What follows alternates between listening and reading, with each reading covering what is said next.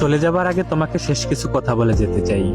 হয়তো আমি আর থাকবো না, তবে আমার এই ভিডিওটা, আমার এই কথাগুলো যদি কোনোদিন তোমার সামনে এসে পড়ে, তাহলে শুনে যেও।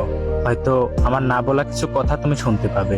মানুষ বলে দুনিয়া নাকি শান্তির জায়গা নয়, কিন্তু আমি বলি, আমি তোমাকে পেয়ে, তোমার ভালোবাসা পেয়ে যতটা হাসি খুশি থাকতাম, বিশ্বাস করো আমাকে পৃথিবীর সব থেকে দামি সম্পদটা দেওয়া হলেও আমি এতটা হাসি খুশি, এতটা ভালো কখনোই থাকতাম না যতটা হাসি খুশি আমাকে তুমি রেখেছিলে।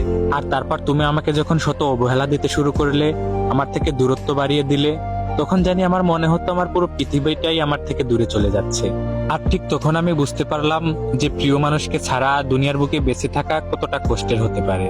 আর তখন আমার আশেপাশে থাকা মানুষের বলা সেই পুরনো কথাগুলো মনে পড়লো, যারা একসময় আমাকে বলেছিল যে দুনিয়া শান্তির জায়গা নয়, দুনিয়া হচ্ছে কষ্টের জায়গা। দুনিয়া যদি শান্তির জায়গা হইতো, তাহলে আল্লাহ তাআলা কখনোই জান্নাত বানাতেন না। আসলেই আমি সেটা বুঝতে পারিনি।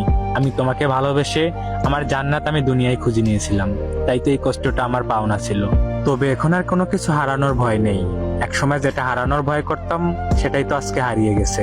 তবে তুমি ভালো থেকো তোমার ব্যক্তিগত জীবনে, আর আমি কখনো বাধা হয়ে দাঁড়াবো না।